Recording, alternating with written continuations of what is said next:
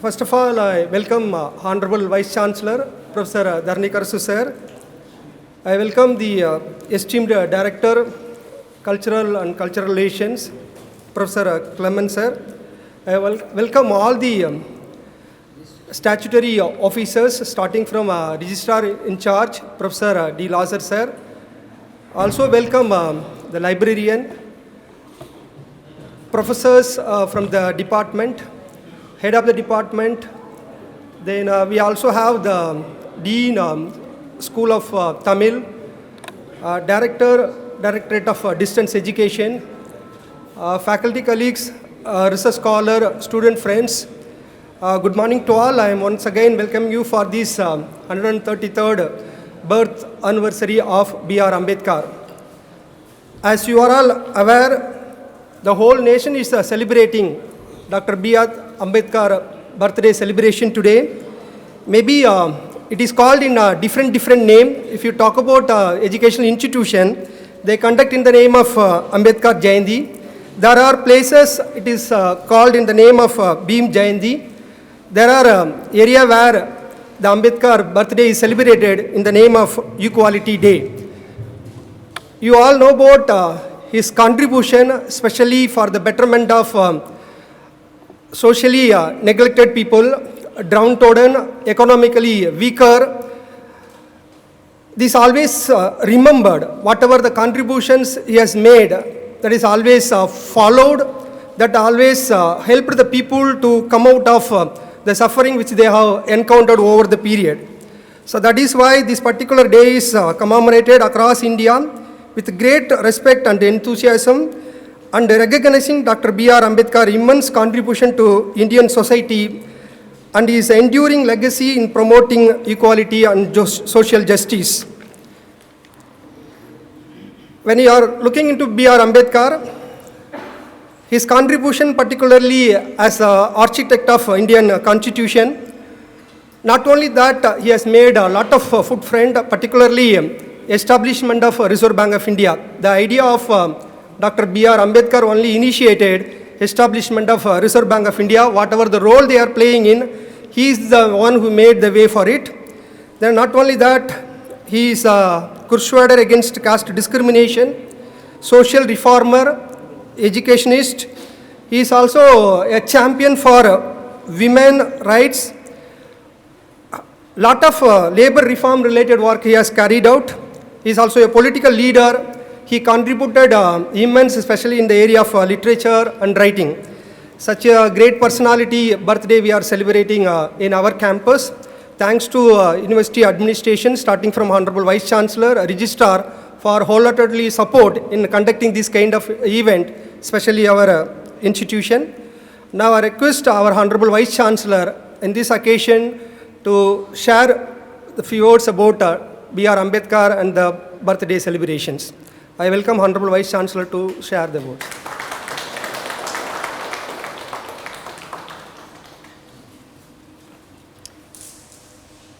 Thank you, Arul.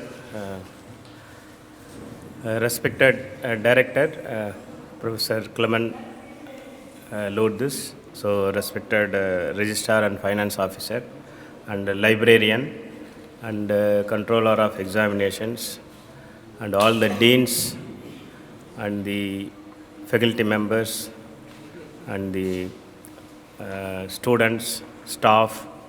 Good morning, everyone. We have assembled today to celebrate 133rd birth anniversary of Dr. B.R. Ambedkar. So every year we celebrate this birth anniversary to understand or inculcate his principles and to show gratitude to B.R. Ambedkar. Every year we are celebrating this in our university, and every year I saw more enthusiasm among all the stakeholders. I am really happy that. So still we are able to, even on Sunday, we are able to attract all stakeholders. In that way, I am really happy. So I was also thinking what to talk about today, because everyone knows about Dr. B.R. Ambedkar. So it is 133 years.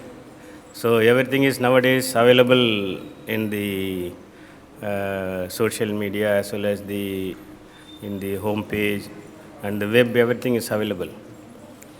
So I thought I will share some of the uniqueness of Dr. B.R. Ambedkar.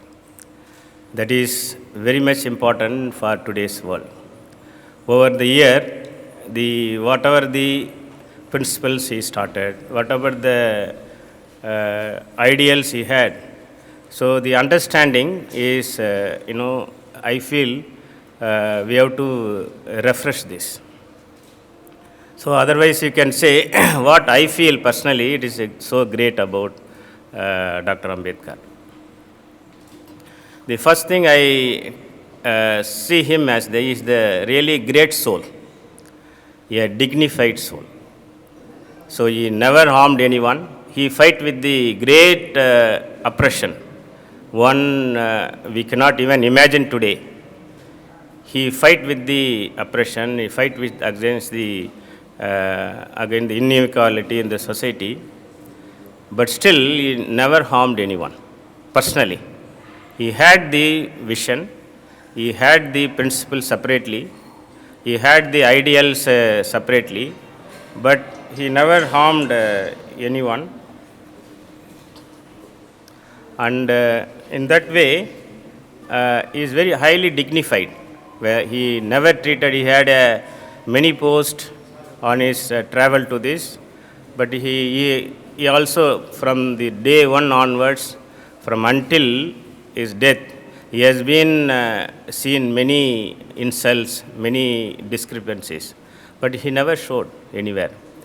Generally, psychologically, if you see a person, whatever we gain during our childhood, only we gave.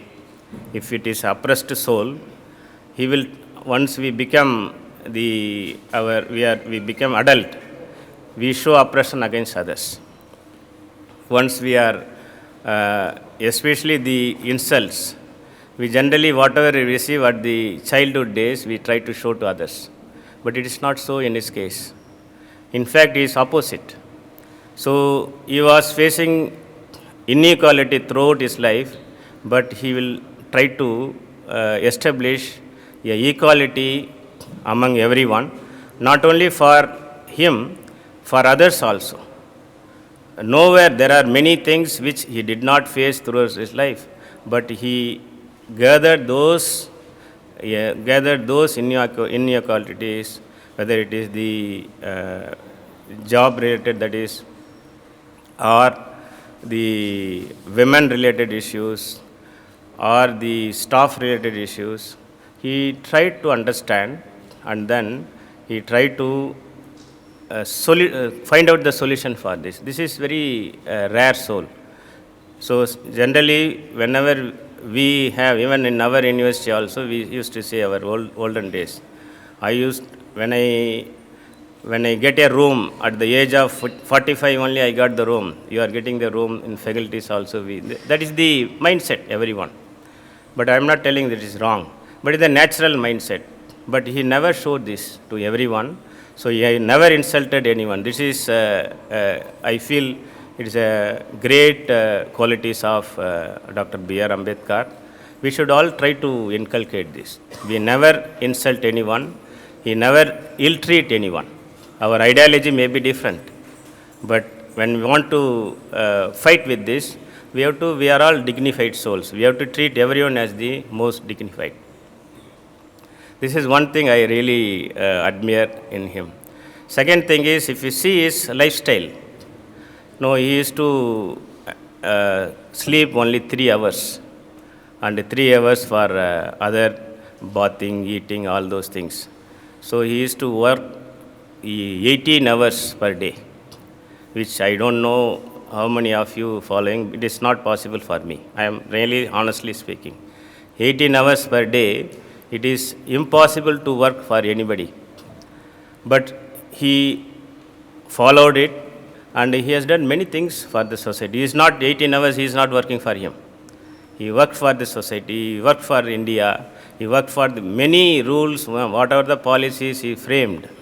So still we are enjoying it today, whether it's a reservation or whatever the working hours for the ladies, all those things, we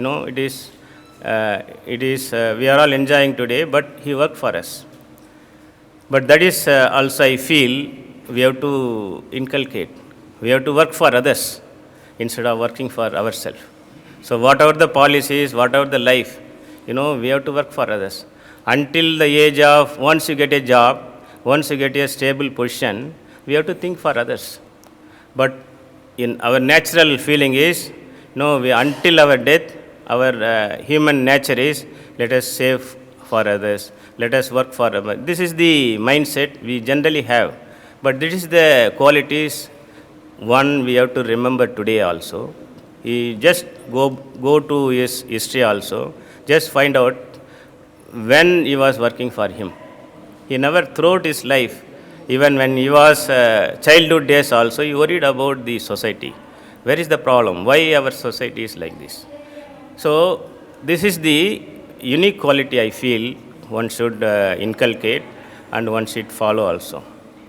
Even, he was working for 18 hours, but he never expected the staff to work for even that time when he was there, 14 hours was the working day. During office hours was 14 hours. But he understand the problem of the laborers, and he changed 14 hours from 14 hours to 8 hours.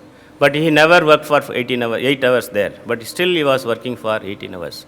See how, generally today we feel that all the leaders, we feel that I work less, you are all laborers, you are all going to work, you have to work for India. But the leader should work more. If you have a leadership quality, you should work more. 8 hours is not for leaders. 8 hours is not for the people who want to work for the society, people who work for the institution. So these are the unique qualities we have to inculcate, we have to understand also. There are certain other points also I thought I will share. Another important thing is the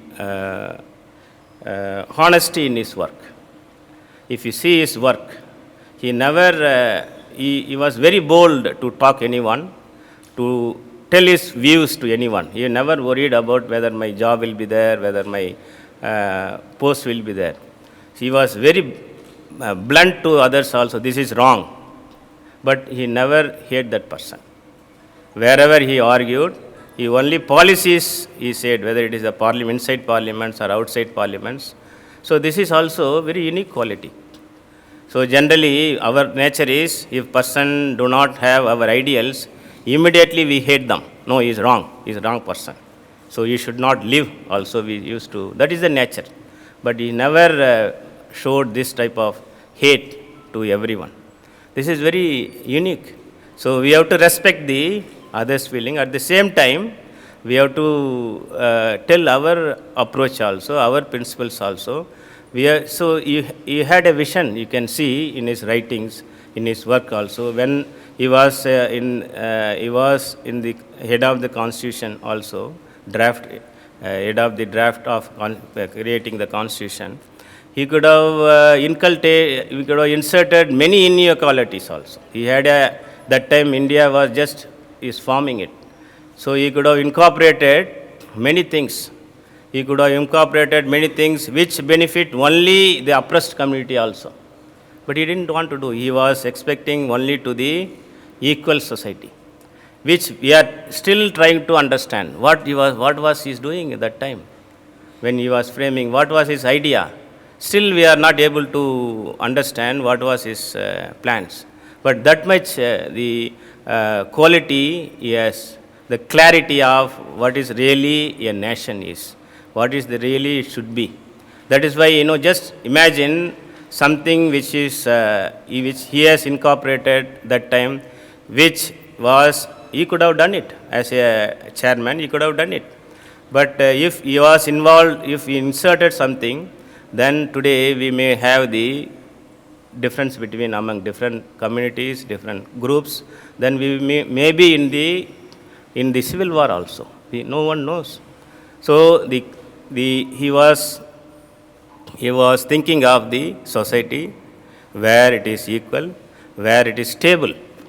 And that's the reason he never stopped also changing you have a freedom to change my work. Generally, our work means we have a affectionate to this. I made this, I am a chairman. I will not allow anyone to change this. This is final. That is the generally whenever we have a power, we do it. But we allow the constitution to change also, that freedom of change. So these are all many uniqueness. I can see I have a big list, but I don't want to take much time. So I also expect somebody, you feel that only 1 point, 2 point, you can, if you want to share. This is not the place where VC also only should talk. If you really don't take much, everyone is hungry. If anyone feels, one or two people, so this point is really very unique, still our society it is lacking. Whatever the point I say, I personally feel that people don't follow this. The dignity and then equality and the expression of our ideals and all those things, we are not following this. So that is why I felt this I should discuss with you today. And if any one of you have 1 or 2 points, don't take much time, 30 seconds per person you can say. And it will be a brainstorming session when they go back. So please welcome. As all Honorable Vice Chancellor and all respected office bearers, deans, faculty members, students and staffs. Sir has said that take only 30 seconds. One thing very interesting that why he opted Buddhism. Buddhism is related to Buddhi, brain. And I have attended few courses of Buddhism. In that it says that only mind controls your life and it defines your life. So that is the main reason behind why he opted Buddhism. So that is the point I wanted to make. So if our brain is in right way, functioning in right direction, as earlier pointed out, without vengeance towards others, with compassion and love, then society will be better. That is the point. I thank the Vice Chancellor for giving this opportunity. In a society where who can have tuft, who should shave the head, who should wear dhoti, who should not wear shirt, which women should not wear shirt, right? And who can go to which part of the street, village, who can go to which part of the street, which part of the temple. In a society, hierarchized in every form like this man had the audacity and the clarity to think about equality. That is, that is something that make all of us stand here. Imagine if there is no constitution which is premised on the principle of right to equality, this kind of a crowd won't be here. This institution won't be here. We will have caste graded separate institution, and those institutions will be for separate occupations. If at all we have a modern institution, it is because this man could imagine something called as equality. And all of us, there are many contemporary forms. When I got into research, I'm happy to say that I have been researching about caste since my post-graduation. And when I started reading, when I went to CDS library, that's the first moment in my entire educational career I see Ambedkar's contribution. I saw 22 volumes of Ambedkar's writing in the CDS library, which no economist taught. And to me, he is the first brilliant economist that India ever had, first sociologist, first political scientist, and historian, right? And everything he was much apart when he can never be compared to anyone. But Indian academia still keeps him out. Our curriculum still keeps him out. That's what I call it as academic untouchability. You are not teaching Ambedkar as an economist. You are not teaching Ambedkar as a political scientist. You are not teaching Ambedkar as a sociologist. You are not teaching Ambedkar as a historian. Or you are not teaching Ambedkar as a religious reformer. But you are teaching Ambedkar only as a leader of scheduled caste. That's where the politics of untouchability comes in. This is, and it is this which still makes us strive hard, to struggle hard, to bring in and to sustain the values of Ambedkar. Thank you. Let me continue what Dr. Jerome said from economic perspective. Last more than 70 years of independence. So we have been looking at Ambedkar from the social perspective or even discrimination perspective or something equality perspective. So they're all related to social dimension. Whereas as a student of management, when I just started reading about Ambedkar, I just looked at him as economist. So economist. So his thoughts as economist to bring equality in the society, economic stability is important. So when you have economic stability, economic resources, equality follows. That what he believed. So in that context, when you see now in the present context where we are talking so much about startups and then entrepreneurial development and then all. So-called suppressed and then oppressed the communities, they're supposed to move to the next level to take up the leadership roles in the economic sector. That is actually the desire and the ambition of Ambedkar, and hope our friends and then students will take up this particular next level dimension. It's not just only jobs, it is all about creating jobs for others. So that is the next step we need to achieve and then move forward, so that further equality and the discrimination will be eradicated from our society. Thank you very much. Thank you very much, sir, for this nice opportunity. What I personally felt whenever I am coming here for taking part the Ambedkar Jayanti, there is a power with spread over this environment. So magnetic power, what is there in this before Ambedkar. So last 2022 I came here, I attended Jayanti. I took a resolution, I want to have brought all the disability groups under one umbrella. Every Sunday I am having, starting from 14th April 2022 to till date, I am having every Sunday webinar on uniting disabled people. That is the oath I take before this Ambedkar on 2022. Still is happening now. The third year we are celebrating for disability movement. So today I have taken oath to bring all women in and around Pondicherry to next 14th April to have what by Ambedkar contributed to the women's liberations. So this magnetic power, what I really enjoyed, what I have received from Ambedkar, that I want to tell you. Remaining things, all of them spoken about it. So Ambedkar is like it's the energy what we receive from whenever you are going to Ambedkar statue or before photos, we'll get some kind of energy. That's the one I realized that. So thank you very much, sir, for expressing my view. Yeah. Good morning, most respected sir and faculty members, deans, director and register and finance officer, respected members. I am the first generation from my family.